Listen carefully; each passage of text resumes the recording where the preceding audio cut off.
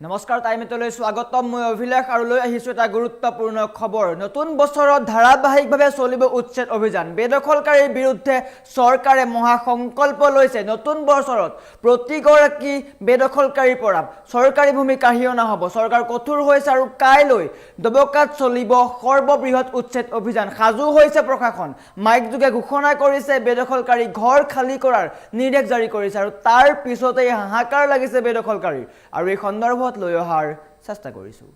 জনাই আছো Jack অলিভল present first on টাইমে ডাঙৰ খবৰ নতুন বছৰত বেদখলকাৰীৰ বিৰুদ্ধে চৰকাৰৰ মহাসংকল্প কাইলৈ পৰাই ধাৰাবাহিকভাৱে চলিব উচ্ছেদ অভিযান নৱবৰ্ষ আৰম্ভ হৈছে আজি 1 তাৰিখ কিন্তু কাইলৈ পৰাই বেদখলকাৰীৰ বিৰুদ্ধে চলিব উচ্ছেদ অভিযান 2 জানুৱাৰীত ৰাজ্যত চলিব সৰ্ববৃহৎ উচ্ছেদ অভিযান কাইলৈ পৰা ৰাজ্যত চলিব সৰ্ববৃহৎ উচ্ছেদ অভিযান পুৱাই বেদখলকাৰী ঘৰ খালি কৰাৰ নিৰ্দেশ জাৰি কৰাৰ পিছতে বেদখলকাৰী হাহাকাৰ লাগিছে মাইক যোগে ঘোষণা কৰিছে প্ৰশাসনে ঘৰ খালি কৰক নতুন বছৰত বেদখলকাৰীৰ বিৰুদ্ধে কঠোৰ হৈছে ৰাজ্য চৰকাৰ প্ৰশাসনৰ জাননী পাই হাহাকাৰ লাগিছে বেদখলকাৰীৰ নৱবৰ্ষত ক'ত যাব ক'ত থাকিব চিন্তা লাগিছে নৱবৰ্ষতো শান্তি নাই বেদখলকাৰী অবৈধ মিয়াৰ মুখ্যমন্ত্ৰীয়ে স্পষ্টকৈ কৈছিলে হিমন্ত বিশ্ব শৰ্মা মুখ্যমন্ত্ৰী থকালৈকে অবৈধ মিয়াৰ শান্তি নাই আৰু বৰ্তমান সময়ত দবকাৰ যমুনা মৌদাঙ্গা সংৰক্ষিত বনাঞ্চলত চলিব উচ্ছেদ অভিযান 5500 বিঘা বনভূমিত চলিব এই উচ্ছেদ অভিযান আৰু প্ৰশাসন কঠোৰ হৈছে সাজু হৈছে প্ৰশাসন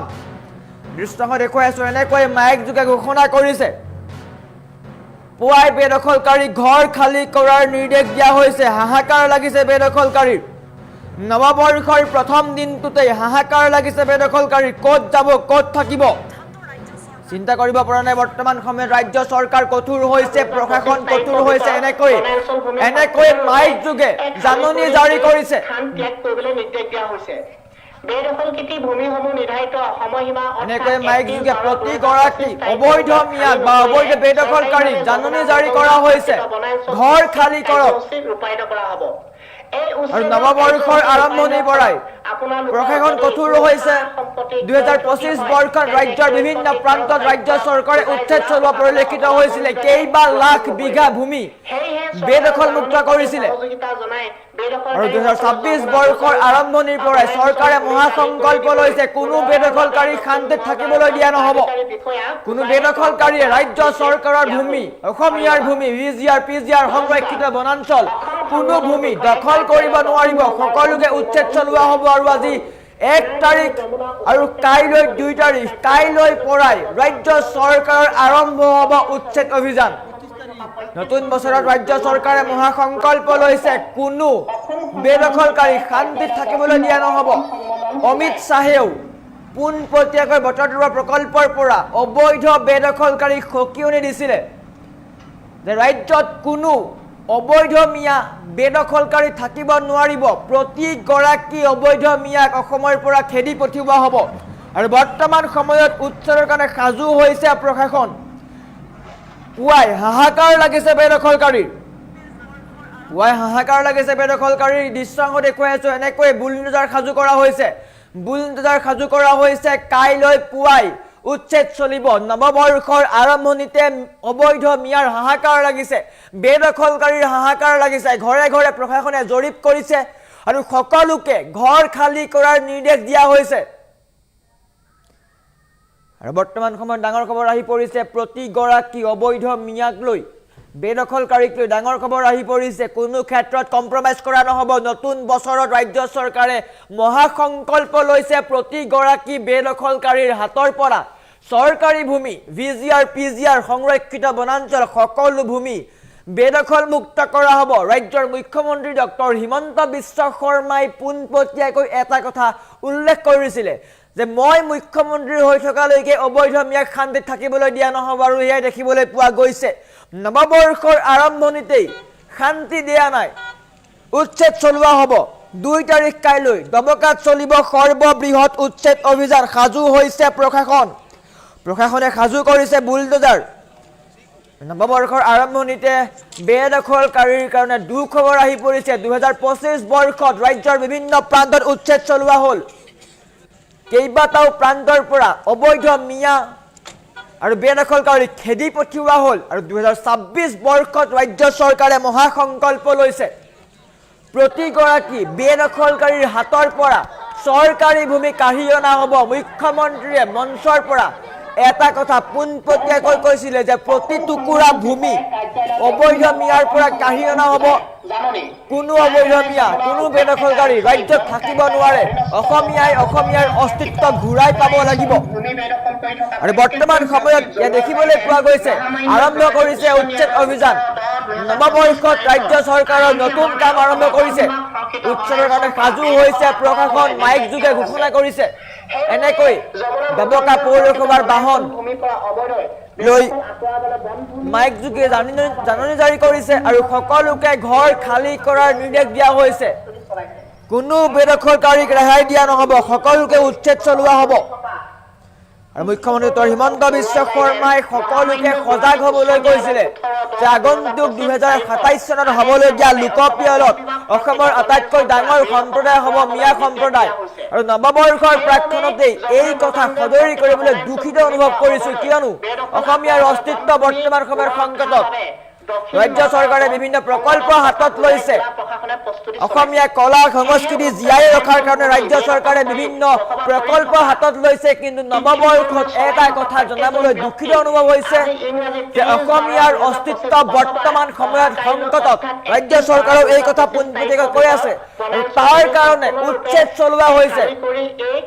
আৰু নৱবৰ্ষৰ আৰম্ভণিতে ৰাজ্য চৰকাৰে মহাসংকল্প লৈছে কোনো বেদখলকাৰী শান্তিত থাকিবলৈ দিয়া নহ'ব ৰাজ্যৰ পৰিৱেশ ৰাজ্যৰ সংস্কৃতি যিসকলে অনিষ্ট কৰিছে তেওঁলোকৰ বিৰুদ্ধে কঠোৰ হৈছে ৰাজ্য চৰকাৰ কোনো ক্ষেত্ৰত কম্প্ৰমাইজ কৰা নহ'ব মানি লোৱা নহ'ব আৰু এনেকৈ মাইক যোগে জাননী জাৰি কৰা হৈছে বেদখলকাৰীক শেষ সকিয়নি দিছে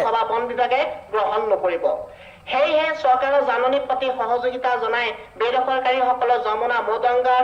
বনাঞ্চল ভূমি কালি কৰি দিবলৈ পুনৰ বাবে দক্ষিণ নগাঁৱৰ বন প্ৰাধিকাৰী বিষয়া পূজাই তৰফৰ পৰা নিৰ্দেশ দিয়া হ'ল ধন্যবাদ আৰু এনেকৈয়ে মাইক যোগে প্ৰশাসনে জাননী জাৰি কৰিছে হাহাকাৰ লাগিছে বেদখলকাৰী কাইলৈ পুৱাই ডবকাত চলিব সৰ্ববৃহৎ উচ্ছেদ অভিযান প্ৰশাসনে কেইবাখনো বুলডোজাৰ সাজু কৰিছে আৰক্ষী বাহিনী মোতায়েন কৰা হ'ব কোনো ক্ষেত্ৰত যদি অপ্ৰীতিকৰ পৰিস্থিতিৰ সৃষ্টি হয় তেন্তে